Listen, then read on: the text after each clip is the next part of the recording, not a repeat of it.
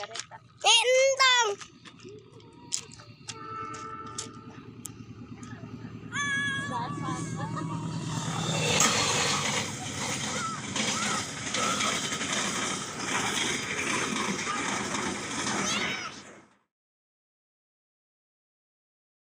Publik baru saja dihebohkan dengan video yang memperlihatkan detik-detik 4 orang tewas tersambar kereta api Fajar Utara.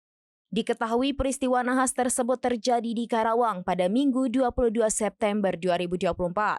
Satu di antara 4 korban dilaporkan kepalanya tersangkut di bagian depan lokomotif kereta hingga baru bisa dievakuasi saat kereta berhenti di stasiun Subang. Dikutip dari tribunnews.com pada Senin 23 September 2024, korban berinisial AA 37 tahun, MAI 7 tahun, dan TA 7 tahun yang merupakan warga kampung Sukati Timur, Kecamatan Kota Baru, Kabupaten Karawang.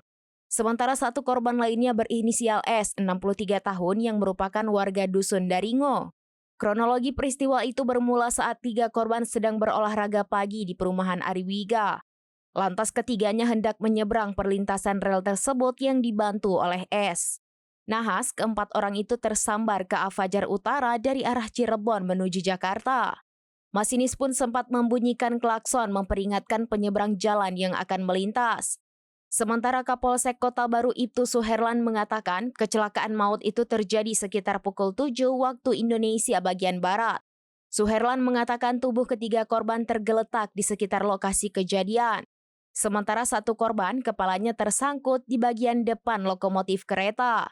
Korban yang tersangkut tersebut baru dievakuasi di stasiun Tanjung Rasa, Desa Tanjung Rasa Kidul, Kecamatan Patok Besi, Kabupaten Subang.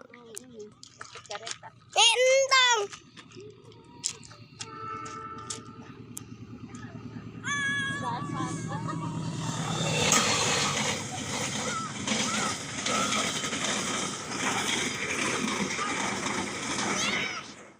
Download Tribun X sekarang, menghadirkan lokal menjadi Indonesia.